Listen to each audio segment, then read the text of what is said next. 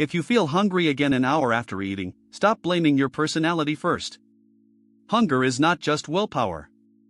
It is a signal that gets shaped by meal composition, sleep, stress, food texture, and how easy modern food is to overeat.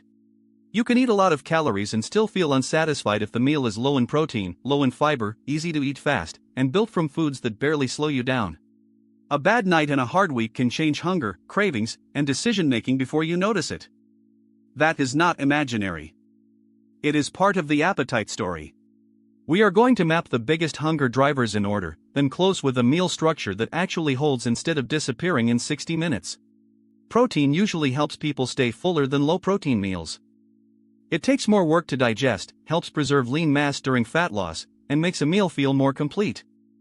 If breakfast is coffee and a pastry, hunger later is not a mystery. Fiber, water, and food volume matter too. Potatoes, fruit, beans, vegetables, oats, and bulky meals can make appetite easier to manage than tiny dense snacks. The goal is not only calories. It is how long the meal buys you peace. Drinking calories is often easier than eating them.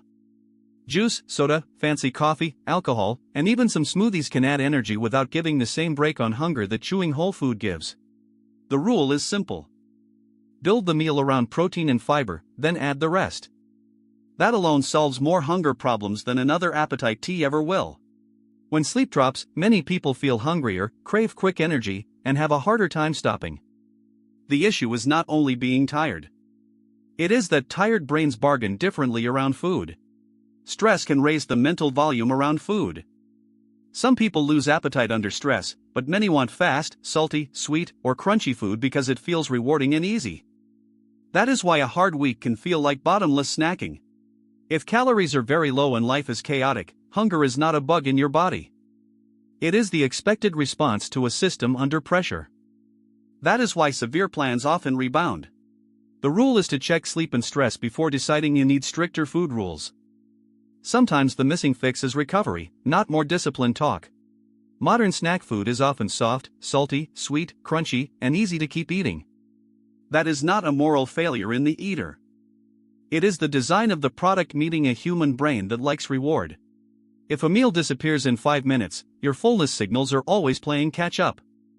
Chewing, pause points, and slower foods can change how much calm a meal creates even when calories stay similar. If snack food is on the counter, it becomes a decision every time you walk by.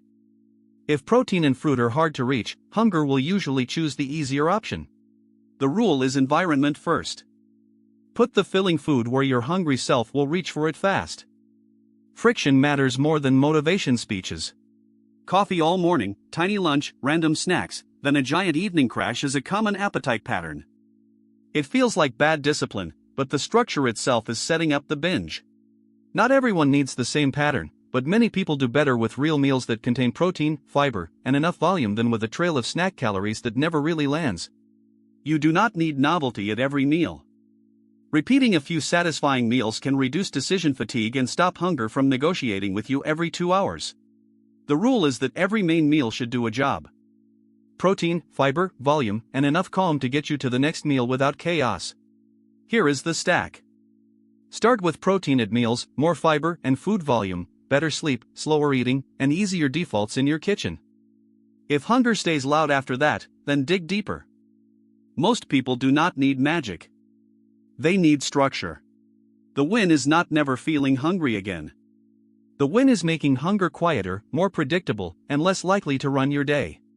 Next, watch why diets fail. It connects this hunger problem to the bigger picture of adherence, expectations, restriction, and environment.